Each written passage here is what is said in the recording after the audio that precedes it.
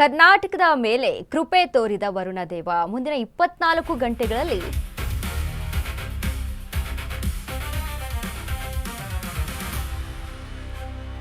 ಕರ್ನಾಟಕದ ಮೇಲೆ ಕೃಪೆ ತೋರಿದ ವರುಣ ಮುಂದಿನ 24 ಗಂಟೆಗಳ ಕಾಲ ಭಾರೀ ಮಳೆ ಸಾಧ್ಯತೆ. ರಾಜ್ಯದ 14 ಜಿಲ್ಲೆಗಳಿಗೆ ಯೆಲ್ಲೋ ಅಲರ್ಟ್ ಘೋಷಣೆಯನ್ನ ಮಾಡಲಾಗಿದೆ.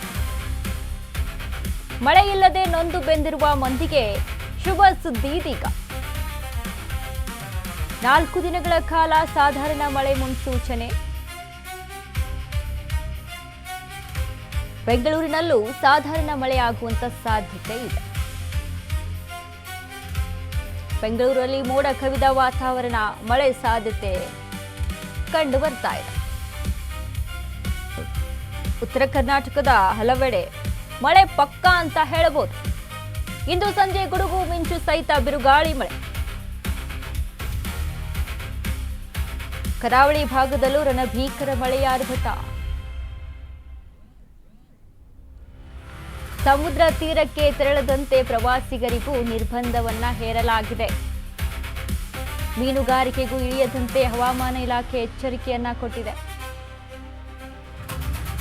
ಕರ್ನಾಟಕ ಮೇಲೆ ಕೃಪೆ ತೋರಿದ ವರುಣ ದೇವ. ಮಳೆ ಇಲ್ಲದೆ ರೈತರು ಕಂಗಾಲಾಗಿ ಹೋಗಿದ್ರು. ಜನ ಏನ್ ಮಾಡೋದಪ್ಪ, ಕುಡಿಯೋಕ್ಕೂ ಕೂಡ ನೀರಿಲ್ಲ.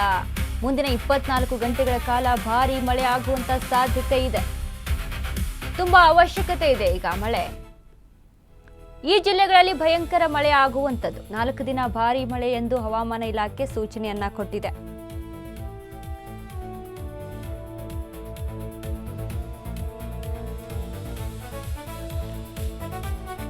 ಕರಾವಳಿ ಉತ್ತರ ಒಳನಾಡಿನ 17 ಜಿಲ್ಲೆಗಳಲ್ಲಿ ಮಳೆ ಆಗುವಂಥದ್ದು. ಮಲೆನಾಡಿನ ಶಿವಮೊಗ್ಗ, ಚಿಕ್ಕಮಗಳೂರು, ಕೊಡಗು, ಹಾಸನದಲ್ಲಿ ಕೂಡ ಮಳೆಯಾಗುವ ಸಾಧ್ಯತೆ ಇದೆ. ಉತ್ತರ ಒಳನಾಡಿನ ಬೆಳಗಾವಿ, ಧಾರವಾಡ, ಹಾವೇರಿ, ಬೀದರ್, ಕಲಬುರಗಿ, ವಿಜಯಪುರ, ರಾಯಚೂರು, ಯಾದಗಿರಿ ಜಿಲ್ಲೆಗಳಿಗೆ ಯೆಲ್ಲೋ ಅಲರ್ಟ್ ಘೋಷಣೆಯನ್ನ ಮಾಡಲಾಗಿದೆ. ಕರಾವಳಿ ಉತ್ತರ ಒಳನಾಡಿನ 17 ಜಿಲ್ಲೆಗಳಲ್ಲಿ ಮಳೆಯ ಆರ್ಭಟ. 4 ದಿನ ಭಾರೀ ಮಳೆ ಎಂದು ಹವಾಮಾನ ಇಲಾಖೆ ಸೂಚನೆಯನ್ನ ಕೊಟ್ಟಿದೆ. ಯಾವ್ಯಾವು? ಉತ್ತರ ಕನ್ನಡ, ಉಡುಪಿ, ದಕ್ಷಿಣ ಕನ್ನಡ ಜಿಲ್ಲೆಗಳಲ್ಲಿ, ಹಾಸನ, ಉತ್ತರ ಒಳನಾಡಿನ ಬೆಳಗಾವಿ, ಧಾರವಾಡ, ಹಾವೇರಿ, ಬೀದರ್, ಕಲಬುರಗಿ, ವಿಜಯಪುರ, ರಾಯಚೂರು,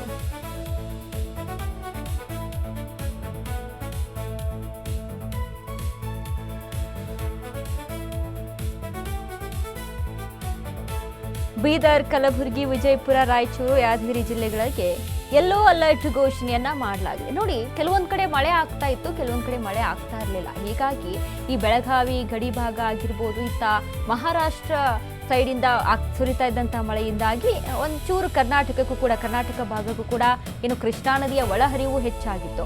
ಆದ್ರಿಂದ ಕೃಷ್ಣಾ ನದಿಗೆ ಅಡ್ಡಲಾಗಿ ನಿರ್ಮಿತವಾದಂತಹ ಅಣೆಕಟ್ಟುಗಳಲ್ಲಿ ನೀರು ಸಾಕ್ತಾ ಇತ್ತು, ಇನ್ನು ಡ್ಯಾಂಗಳಿಗೆ ನೀರು ಸಪ್ಲೈ ಆಗ್ತಾ ಇತ್ತು. ಬಟ್ ಉಳಿದಂತ ಜಿಲ್ಲೆಗಳಿಗೆ ಮಳೆಯ ಕೊರತೆ ಹೆಚ್ಚಾಗಿ ಕಾಣಿಸ್ತಾ ಇದೆ.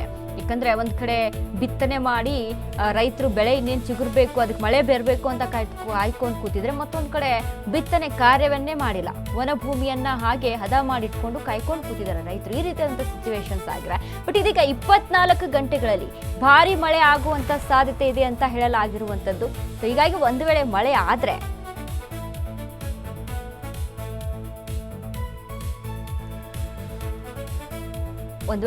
ಆದ್ರೆ ನಿಜಕ್ಕೂ ರೈತರು ಕೃಷಿ ಚಟುವಟಿಕೆಗಳು ಆರಂಭ ಆಗುತ್ತೆ.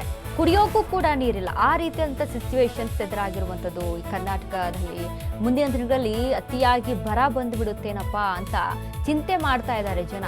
ಯಾಕಂದ್ರೆ ಇರುವಂತ ನದಿಗಳು ಕೂಡ ಬತ್ತಿ ಹೋಗ್ತಾ ಇದೆ, ಡ್ಯಾಮ್ಗಳು ಖಾಲಿ ಆಗ್ತಾ ಇದೆ.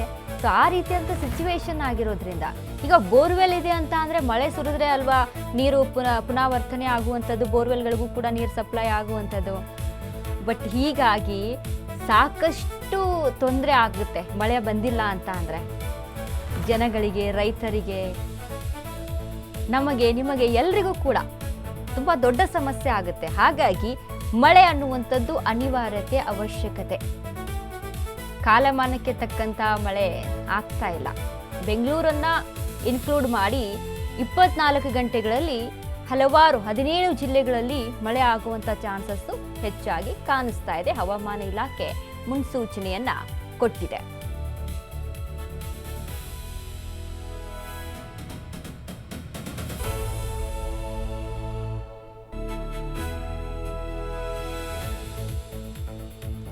ಕರಾವಳಿ ಜಿಲ್ಲೆಗಳಲ್ಲಿ ಮಳೆಯ ತೀವ್ರತೆ ಹೆಚ್ಚಿರಲಿದ್ದು ಸೂಕ್ತ ಮುನ್ನೆಚ್ಚರಿಕೆ ವಹಿಸಲು ಸೂಚಿಸಲಾಗಿದೆ. ಮೀನುಗಾರರು ಸಮುದ್ರಕ್ಕೆ ಇಳಿಯದಂತೆ ನಿರ್ಬಂಧ ವಿಧಿಸಲಾಗಿದ್ದು, ಪ್ರವಾಸಿಗರು ಮತ್ತು ಸಾರ್ವಜನಿಕರು ನದಿ ಹಾಗೂ ಸಮುದ್ರ ತೀರಗಳಿಗೆ ತೆರಳಬಾರದಂತೆ ಮನವಿಯನ್ನ ಮಾಡಲಾಗಿದೆ. ಈಗ ನೋಡಿ, ಕೆಲವೊಂದಿಷ್ಟು ಭಾಗಗಳಲ್ಲಿ, ಈಗ ಮಲೆನಾಡು ಅಥವಾ ಕರಾವಳಿ ಭಾಗದಲ್ಲಿ ಮೀನುಗಾರರು ಕೂಡ ಸಮುದ್ರಕ್ಕೆ ಇಳಿಬಾರ್ದು, ಸಮುದ್ರದ ಅಕ್ಕಪಕ್ಕ ಕೂಡ ಸುಳಿಬಾರ್ದು ಅನ್ನುವಂಥ ನಿಟ್ಟಿನಲ್ಲಿ ಹವಾಮಾನ ಇಲಾಖೆ ಸೂಚನೆಯನ್ನ ಕೊಟ್ಟಿದೆ. ಯಾಕಂದ್ರೆ ಒಂದು ವೇಳೆ 24 ಗಂಟೆಗಳಲ್ಲಿ ಭಾರಿ ಮಳೆ ಆಗುವಂತ ಸಾಧ್ಯತೆ ಇದೆ ಅಂತ ತಿಳಿದು ಬಂದಿರುವಂತದ್ದು. ಹಾಗಾಗಿ ಎಚ್ಚರಿಕೆಯಿಂದ ಇರಬೇಕಾಗುತ್ತೆ. ಇನ್ನು ಕೆಲವೊಂದಿಷ್ಟು ಭಾಗಗಳಲ್ಲಿ ನೋಡಿ, ಈ ಗುಡ್ಡ ಕುಸಿತ ಆಗುವಂಥದ್ದು ಕೂಡ ಹೆಚ್ಚಾಗಿ ಆಗ್ತಾ ಇದೆ. ಗುಡ್ಡಗಾಡು ಪ್ರದೇಶಗಳಲ್ಲಿ ಜನ ಎಚ್ಚರಿಕೆಯಿಂದ ಇರಬೇಕು. ಇನ್ನು ಸಿಟಿಗಳಲ್ಲಿ ಯಾವ ರೀತಿಯಾಗಿಯಪ್ಪ ಅಂತ ಅಂದಾಗ, ಈಗ ಸಿಟಿಗಳಲ್ಲಿ ಮರದ ಕೆಳಗೆ ಹೋಗಿ ನಿಂತ್ಕೊಳ್ಳುವಂಥದ್ದು ಅಥವಾ ಇನ್ಯಾವುದೋ ಹಳೆ ಬಿಲ್ಡಿಂಗ್ ಪಕ್ಕ ಅಥವಾ ಯಾವುದೋ ಒಂದು ಗೋಡೆ ಪಕ್ಕ ಹೋಗಿ ನಿಂತ್ಕೊಳ್ಳುವಂಥದ್ದು, ಈ ರೀತಿಯಾಗೆಲ್ಲ ಮಾಡಕೂಡ್ದು. ಯಾಕಂದರೆ ನಮ್ಮ ಪ್ರಾಣದ ಬಗ್ಗೆ ನಮಗೆ ಅಲ್ಲಿ ಕಾಳಜಿ ಇರಬೇಕಾಗುತ್ತೆ. ಹಾಗಾಗಿ ಮರದ ಕೆಳಗಡೆ ನಿಂತ್ಕೊಳ್ಳೋದು, ಈ ರೀತಿಯಾಗಿ ಎಲ್ಲ ಮಾಡಲಿಕ್ಕೆ ಹೋಗಬಾರ್ದು. ಈಗ ವಯಸ್ಸಾಗಿರುವಂಥ ಮರ ಇರುತ್ತೆ, ಹಳೆಯ ಮರಗಳಿರುತ್ತೆ, ಅವು ಬೀಳುವಂಥ ಚಾನ್ಸಸ್ಗಳು ಹೆಚ್ಚಾಗಿರುತ್ತೆ. ತುಂಬ ಎಚ್ಚರಿಕೆಯನ್ನು ವಹಿಸ್ಕೊಳ್ಬೇಕಾಗುತ್ತೆ.